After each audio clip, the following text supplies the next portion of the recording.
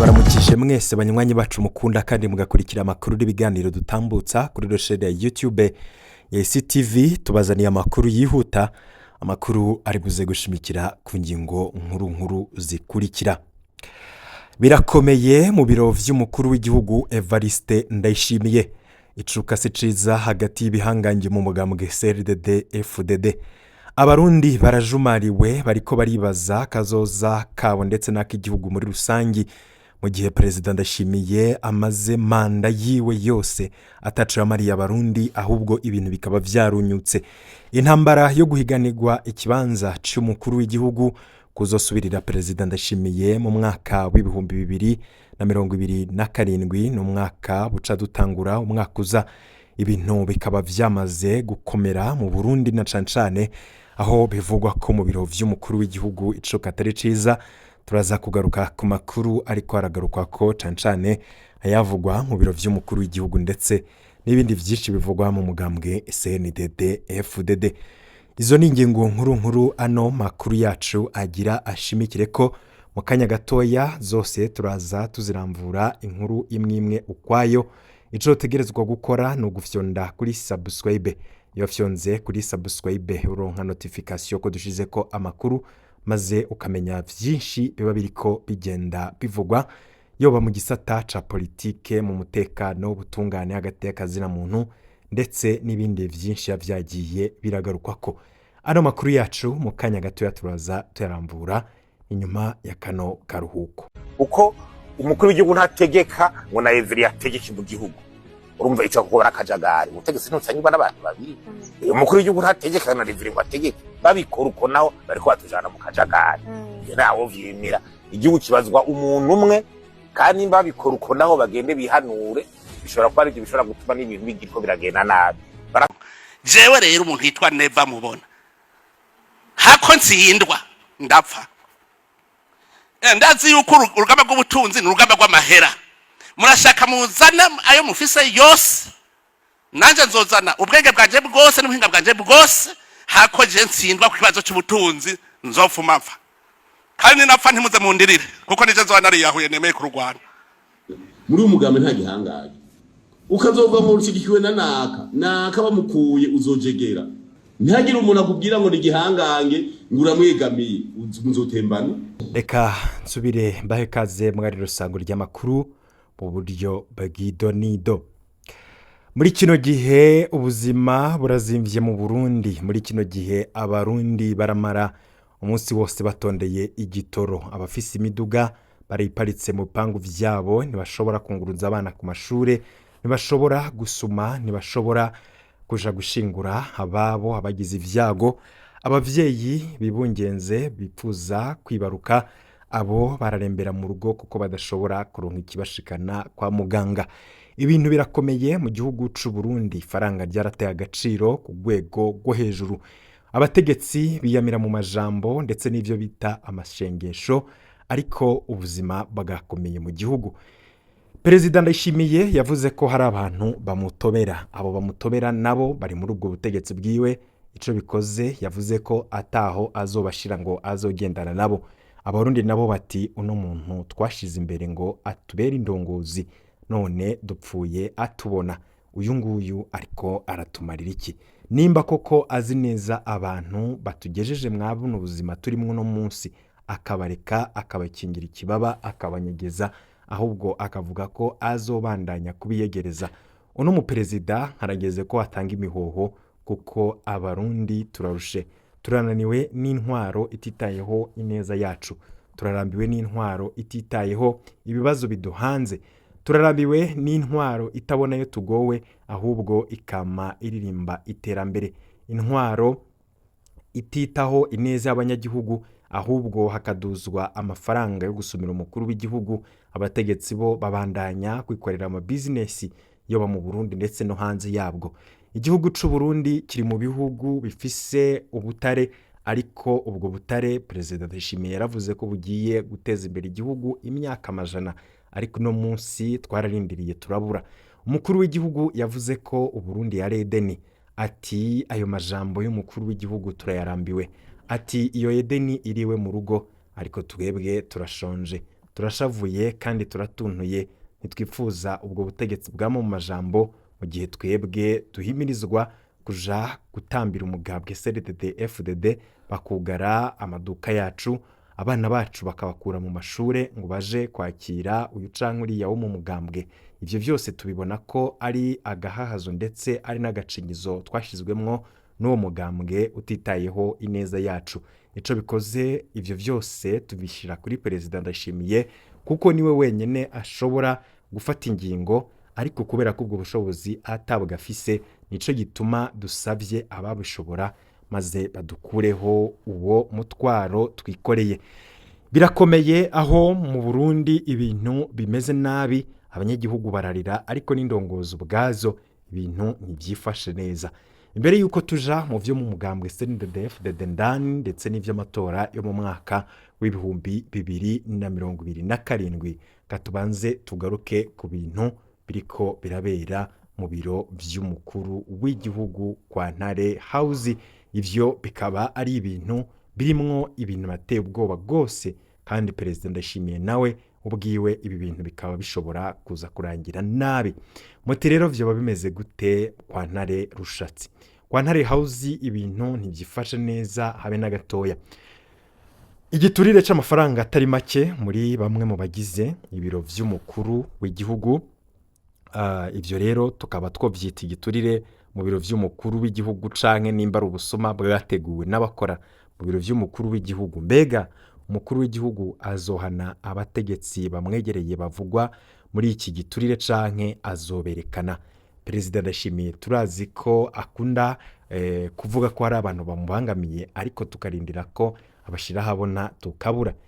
Ipfungwa rya Mwarabu mwiperereza kubera iki ariwe apfunzwe wenyene uno munsi, kandi hari n'abandi bategetsi bakoranye kugira uwo Mwarabu apfungwe. Ibiheruka gushikira umudandaza w'ikawa mu ntara ya Bubanza bikaba biteye isoni n'akamaramaza, nibara ku mutemere. Amatohoza ari mu mice ine, turaza kugenda vyose tubibashikiriza. Aha tubanze dushikirize ko tugiye gushira hanze amatohoza twakoze ajanye n'igiturire c'amafaranga arenga gato imiliyoni 300, no kuvuga ni miliyoni 350 aheruka kuribwa n'abakora mu biro vy'umukuru w'igihugu. Hejuru haza chef do cabinet civile, uyu nawe akaba ari General de Brigade Aloysius Ndayihebura batazira Gasauti, inyuma yo gupfunga umudandaza w'ikawa w'Ibubanza bakagirwa ko bamunyaga iyo kawa yiwe. Uwo mudandaza yitwa Nimbona William, asanzwe azwi cane nk'umudandaza w'ikawa mu ntara ya kera ya Bubanza, uno munsi itwarirwa mu ntara nshasha ya Bujumbura. Uwo mudandaza aheruka gufatwa mu ntango z'ukwezi kwa 2026, aho yafatanywe ikawa ingana n'amatoni 80. Bamwagiriza ko iyo kawa ayishora mu gihugu kibanye c'u Rwanda. Niho rero yaca atwagwa gupfungirwa mu gasho ka komisariya y'Ibubanza ku mutahe wa procureur wa Bubanza. Imbere yuko dushika neza ku ifungwa ryiwe uwo mudandaza, tubanze tumenyeshe ko uwo mudandaza yaguye muco twokwita umutego wari uvuye mu biro vy'umukuru w'igihugu. Muti rero vyagenze gute? Haramenyekanye ko uwo mudandaza afise ikawa ibitsa ahantu. Niho rero vyarwa mu matwi yaba informateri canka ba maneko bambanga amatwi b'umukuru w'igihugu Evariste Ndayishimiye, aho baronse ayo makuru ko iyo kawa aho baronse ayo makuru ko iyo kawa ayishoye mu gihugu c'u Rwanda. Gushika aha ntituzi abagiye kumudodobereza ku mukuru w'igihugu Evariste Ndayishimiye. Umukuru w'igihugu yaciye arungika intanda wiwe, ubu nawe akaba yitwa Nahabakomeye Kome be na Jede ajejwe iperereza rya gisirikare. Uyu nawe akaba yitwa Manirakiza Jean d'Affaires. Baca rero bagenda nk'abagiye kugura uwo mudandaza, nk'abagiye kugurira uwo mudandaza yakawa. Aho rero baramubwiye ko ngo bakeneye itoni 500, ngo kandi ko bamugurira ku giciro kinini, baca bamubwira ko bobo bifitiye umukiriya wayo bazoca bayitwarako. Ubwo nyene wa mudandaza Nimbona William yaciye ababwira ko aho nyene afise itoni 80, ariko ko afise ahandi hari iyindi kawa aca kwiza itoni zibura kugira ngo abakwirize itoni 500 bakeneye. Aho rero baciye bamuhenda ko bagiye kuzana amafaranga. Izo ntumwa z'umukuru w'igihugu zaciye zisubira gutanga icegeranyo raporo ku mukuru w'igihugu yari yabatumye. Uwo nawe acaha itegeko, no kuvuga umukuru w'igihugu nyene acaha itegeko ubujejwe cabinet civile General de Brigade Aloysius Ndayihebura gukurikirana iyo dosiye vyihuse. Niho cabinet civile yaca tanga itegeko kwa procureur wa Bubanza kugira umudandaza Nimbona William ahagarikwe niyo kawa yongera ifatwe. Ntivyatevye, procureur wa Bubanza yaciye asohora umutahe uhagarika wa mudandaza, aca arafatwa atwagwa gupfungirwa mu gasho ka komisariya ya Bubanza. Ubwo nyene urugo rwiwe rwaciye rurungikwamwo abapolisi benshi bahacungera kugira ngo iyo kawa ntisohogwe ngo inyuruzwe. Ivyo rero vyarateye n'ubwoba bwinshi ababanyi ba Nimbona William, kuko urugo rwiwe rwamaze iminsi rucunzwe n'abapolisi. Aha rero niho ibintu vyatanguye no gukomera cane, maze abantu baribaza bati ibi ni ibiki biriko biraba? Ese umukuru w'igihugu niki ariko ararondera kuri uno mudandaza? Uwo mudandaza rero amaze gupfungwa, niho umukuru w'umugambwe CNDD-FDD mu ntara ya Bujumbura Alexandre Ngoragoze yaca atangura gukora ibishoboka kugira wa mudandaza Nimbona William arekugwe, kuko asanzwe ari n'akadasohoka kuri we, hejuru yuko ari n'umunyamabanga w'umugambwe CNDD-FDD. Alexandre Ngoragoze amaze gushika kwa procureur wa Bubanza yabwiwe ko Nimbona William yapfunzwe ku itegeko ry'umukuru w'igihugu, ko rero yobibariza kwa cabinet civile. Aho rero niho Alexandre Ngoragoze yaca atangura gushusha imitwe n'uwundi mudandaza yitwa Nyabenda, asanzwe ari mwene wabo wa Nimbona, ariko Ngoragoze ntiyashaka ko aguma aragaragara muri iyo dosiye, kuko yari yamaze kumva ko Nimbona yapfunzwe ku itegeko ryo mu biro vy'umukuru w'igihugu. Ntivyatevye, wa mudandaza Nyabenda mwene wabo na Nimbona William yaciye atangura kurondera abamufasha gushikira cabinet civile General de Brigade Aloysius Ndayihebura. Mu nyuma rero niho Nyabenda yaronka uwumuhuza na Colonel Cyprien Ndabunganiye ajejwe umutekano w'umukuru w'igihugu, ni officier d'ordonnance. Uwo nawe akaba barayaze, ariko yaciye abanza atuma umukomisiyoneri wiwe Nyandwi Karaveri Batazira Mwarabu Ibubanza kubaza neza ivy'uwo mudandaza bivugwa ko yafashwe n'ikawa uko bimeze. Mwarabu acaraduga Ibubanza kubaza ifungwa ry'uwo Nimbona William. Mwarabu amaze kugaruka Ibijumbura yaratanze cegeranyo kwa Colonel Cyprien Ndabunganiye, nawe rero acaravugana na chef de cabinet civile General de Brigade Aloysius Ndayihebura. Amakuru dufise yemeza ko cabinet civile wewe yamubwiye ko akeneye imiliyoni 200 kugira murekure. Baca bumvikana ukuntu vyokogwa mwibanga bitamenyekanye ko aribo bariko barabikora. Aho umwe Mwarabu yaciye arondera uwitwa Ndayishimiye Penieri, ni umugenzi we asanzwe bafashanya ama operation, asanzwe avuka Ibubanza. Bavugana kuja kuraba uwo apfunzwe ko yemera gutanga ayo mafaranga kugira bamurekure. Uwo nawe yaciye akorana na Nyabenda, umwe avukana na Nimbona, bumvikana ko ariha ca gitigiri c'amafaranga y'amarundi miliyoni 200 kugira abone kurekugwa. Aho hari kwigenekerezo rya 5 z'ukwezi kwa mbere 2026. Nimbona William babimubwiye yaciye anyaruka kwemera ko acatanga ayo mafaranga, kuko yari amaze gutanga n'ayandi menshi abandi bakayamurya, ariko bikanka ko arekugwa. Inyuma y'iminsi 3 ivyo biganiro bibaye, ni kuvuga ku igenekerezo rya 13 z'ukwezi kwa mbere 2026 baciye bamenyesha Ndayishimiye Peniel ko ya mafaranga bemeye kuyatanga kandi ko yabonetse. uwo nawe aca aha raporo Mwarabu baca bategeka ko bayabazanira i Bujumbura bidatevye. Bayashikanye i Bujumbura barayabarya. Aho rero aho bayabahereye hagati mu gisagara kwibarabara ryitiriwe Prona.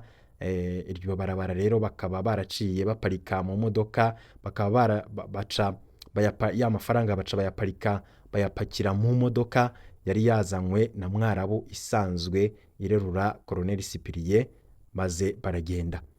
Bamaze kuyabaha baciye bumvikana ko wa mudandaza wabo aca arekugwa, ariko bararindiriye indwi yose ko arekugwa barabura.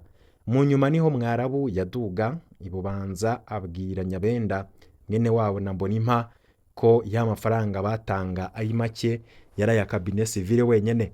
Aca mubwira ko rero ayo mafaranga hari abandi bategetsi batashikiriwe.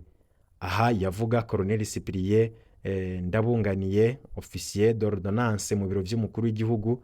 Aca mubwira ko hakenewe yandi mamiliyoni, izindi miliyoni 150. Baciye rero bamubwira ko bagiye kubimenyesha Nimbona apfunzwe ko bazoca babaha inyishu. Uwo bamaze kubimumenyesha ntivyatevye kuvyemera ko ari ayo yandi, no kuvuga miliyoni 150. Aho baciye rero batelefona Mwarabu bamumenyesha ko Nimbona yemeye gutanga ya mafaranga basavye. N'amayeri menshi yaciye abategeka ko bayamanukana igihanga abe ari naho ayabahera. Ku igenekerezo rya 14 z'ukwezi kwa mbere 2026 baciye bahurira ku ishure ry'imyuga rya Gihanga.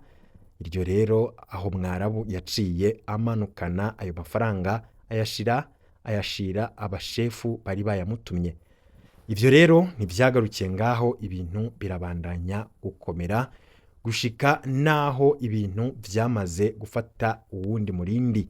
Mwarabu amaze gutora ya mafaranga hamwe igihanga, bukeye bwaho niho yaca aduga i Bubanza kuraba Procureur amubwira ko atumwe n'umukuru w'igihugu kurekura wa mudandaza Nimbona William.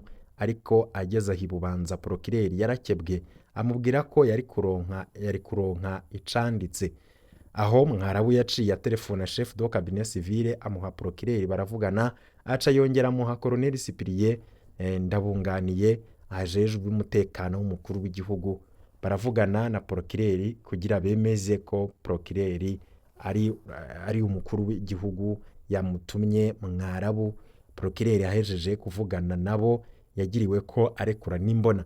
Nimbona amaze kurekugwa, aba informateri b'umukuru w'igihugu, no kuvuga abambanga amatwi abasumyi b'umukuru w'igihugu barabimenye. Baca rero babaza intanda w'umukuru w'igihugu Kome naho bakomeye ko azi ivy'iryo rekugwa.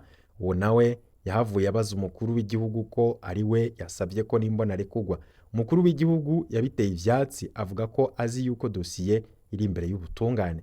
Aho rero niho haca hamenyekana ko dosiye ya Nimbona William yabayemwo amafaranga adasanzwe n'amanyanga adasanzwe, gushikaho hamenyekanye ko cabinet civile General de Brigade Aloys Sindayihebura ariwe ari hejuru yavyo, kariwe avyinyegeje inyuma.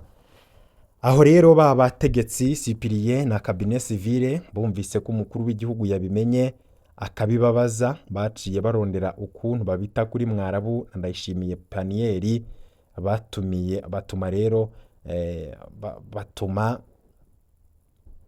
tubite abakomiseri babo. Baca rero bafatisha Peniel baramupfungisha muri zone Rohero ku igenekerezo rya 17 z'ukwezi kwa mbere 2026, aho dosiye ya Peniel yaciye yakirwa na OPG yitwa Isaac. Tukiri hano tubanze tubamenyeshe ko uwo munsi Peniel yafatiwe ko, no kuvuga nyene igenekerezo rya 17 z'ukwezi kwa mbere, hari ku munsi wa gatandatu. Vyumvikana ko uwo munsi wari uwa weekend, nta muntu yemerewe gufatwa ku mutahe avis de recherche w'inyamiramabi OPG. Ntivyatevye uwo munsi ntivyatevye wari umushikiranganje w'ubutungane Aretemone Katihabwa yaciye abimenya ko hari umunyagihugu yafashwe muri weekend hama ntiyumvirizwa, ariko aramenya ko yafatishijwe n'abo bategetsi bo mu biro vy'umukuru w'igihugu. Aretemone Katihabwa yaciye abicisha kuri Procureur General de la République Rose Nkorerimana kumubariza kw'iryo fungwa. Niho rero PG Isaac yamwishura ko umuntu apfunzwe n'ibiro vy'umukuru w'igihugu. Procureur General de la République amaze kuvyumva yaciye atanga raporo ku mushikiranganje Aretemone. Uwo rero nawe ntiyanyuzwe, yaciye yibariza cabinet civile.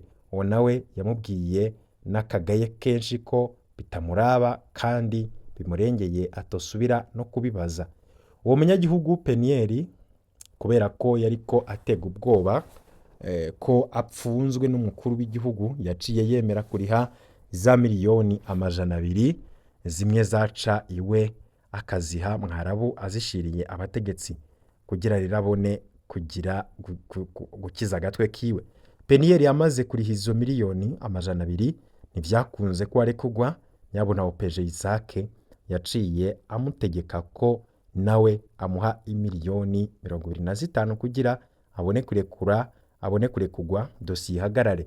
Aho rero ayo mafaranga yaciye azanwa n'umukenyezi wa Penieri yitwa Ishimwe Aime Chelsea, ayazana mu modoka aca yatangira hagati mu gisagara ca Bujumbura hafi ya ambasade y'Abafaransa, aho hari kwigenekerezo rya 20 z'ukwezi kwa mbere 2026 nk'uko biboneka ku rupapuro twaronse mw'ibanga rwerekana ayo mafaranga ahejeje kuyariha. Ibintu ntivyahereye ngaho, vyarakomeye cane, ariko bikaba birimwo n'igipfungu kidasanzwe. Mu nyuma rero OPG Isaac yaciye arekura Penieri. Mu nyuma bamaneko b'umukuru w'igihugu baramenye ifatwa rya Penieri n'ipfungwa ryiwe, baca babimenyesha umukuru w'igihugu, nawe yaciye ategeka uwujejwe iperereza hagati mu gihugu DDI General de Brigade de Police Domitien Niyonkuru ifatwa rya Mwarabu n'abavugwa bose muri iyo dosiye, hakorwa amatohoza yihuta.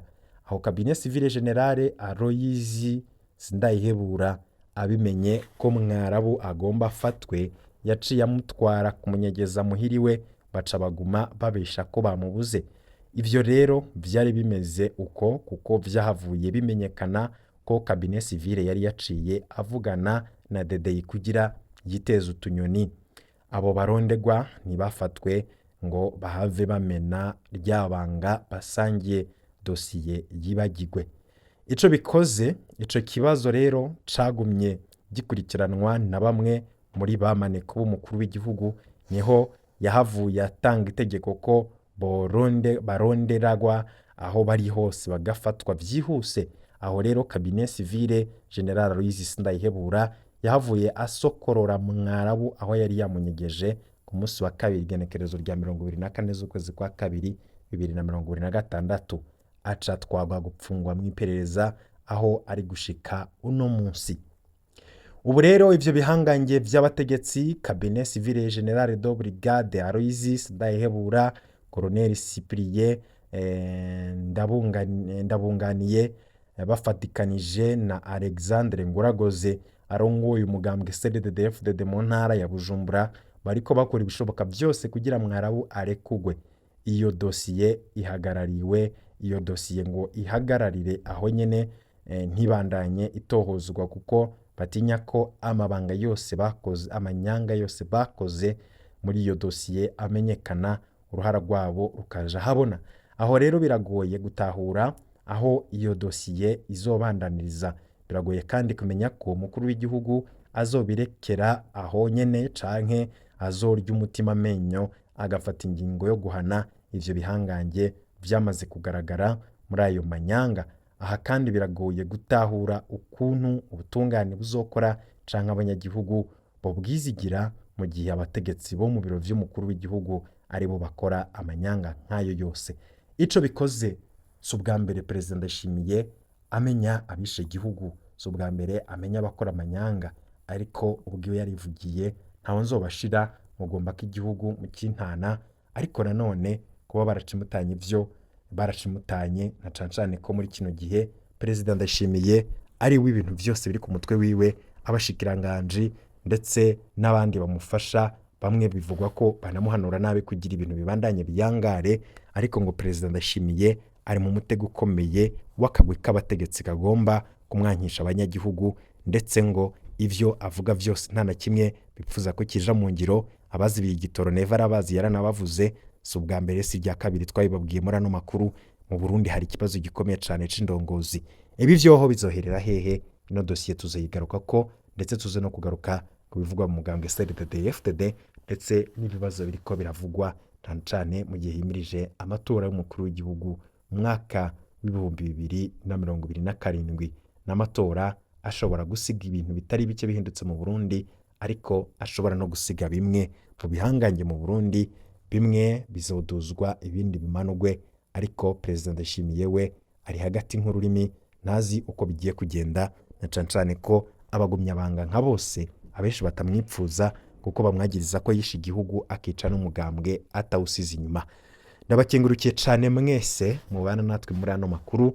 Ino nkuru y'ino dosiye ivugwa mu biro vy'umukuru w'igihugu ni inkuru yatohojwe kandi ikurikiranwa na Kingi Umurundi. Tunamukengurukire cane kubw'iyo nkuru yatohoje, ndetse irimwo amakuru n'ibindi vy'amanyanga akomeye abera mu biro vy'umukuru w'igihugu. Tuze guhura mu zindi nkuru turiko turabashikiriza twabateguriye.